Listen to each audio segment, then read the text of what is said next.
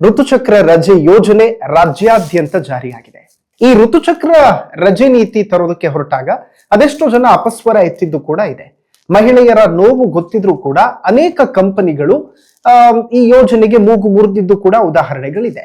ಅದ್ ಯಾವುದಕ್ಕೂ ಕೂಡ ಸಂತೋಷ್ ಲಾಡ್ ಅವರು ತಲೆ ಕೆಡಿಸಿಕೊಳ್ಳದೆ ತನ್ನ ತಾಯಂದಿರ ಸಹೋದರಿಯರ ನೋವನ್ನ ನೋಡಿದ ದಾದ ಇದನ್ನ ಜಾರಿಗೆ ತರಲೇಬೇಕು ಅಂತ ಹೇಳಿ ಪಣ ತೊಟ್ಟಿದ್ರು.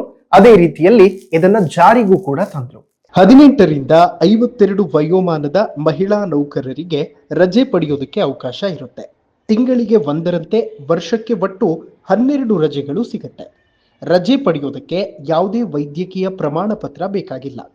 ಸಾಂದರ್ಭಿಕ ರಜೆ ಮಂಜೂರು ಮಾಡುವ ಸಮಕ್ಷಮ ಪ್ರಾಧಿಕಾರವೇ ಈ ರಜೆಯನ್ನ ಮಂಜೂರು ಮಾಡಬಹುದು. ಹಾಜರಾತಿ ಪುಸ್ತಕದಲ್ಲಿ ಪ್ರತ್ಯೇಕವಾಗಿ ರಜೆಯನ್ನ ನಮೂದಿಸಬೇಕಾಗುತ್ತೆ.